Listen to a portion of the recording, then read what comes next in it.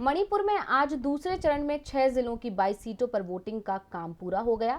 जिन सीटों पर आज वोटिंग हुई उनमें 3 बार मणिपुर के सीएम रह चुके ओकराम एवोबी सिंह और पूर्व डिप्टी सीएम गाइखंगम गंगमेई की विधानसभा सीट भी शामिल है। तो दूसरे चरण में कितने प्रतिशत हुआ मतदान और कहां पड़े सबसे ज्यादा वोट, देखिए ये रिपोर्ट।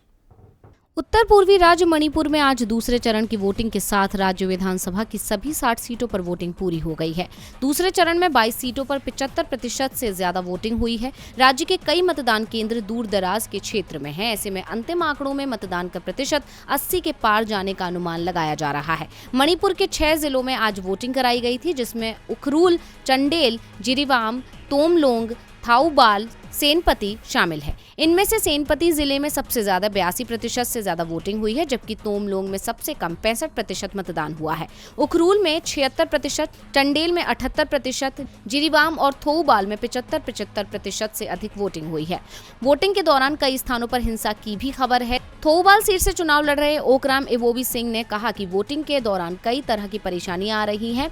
चुनाव आयोग को इस ओर ध्यान देना चाहिए। तोमलोंग विधानसभा सीट पर ईवीएम हैकिंग का मामला सामने आया है। दावा किया जा रहा है कि यहां पर ईवीएम को हैक करने की कोशिश की गई, जिसके बाद पोलिंग दल ने ईवीएम को एयरलिफ्ट करवाने की मांग भी की। सेनपति जिले में मतदाताओं को लेकर जा रही एक बस को निशाना बनाया गया, जिसमें एक व्यक्ति के जान जाने की खबर भी है। वोटिंग के बाद कांग्रेस और बीजेपी की ओर से अपनी अपनी जीत का दावा किया गया है। दूसरे चरण की 22 सीटों पर 92 उम्मीदवारों की किस्मत ईवीएम में कैद हो चुकी है। आज जिन सीटों पर वोटिंग हुई उसमें बीजेपी के 22, कांग्रेस के 18, एनपीपी के 11, एनपीएफ के 10 उम्मीदवारों की किस्मत ईवीएम में लॉक हो गई है। डीवी लाइव की रिपोर्ट।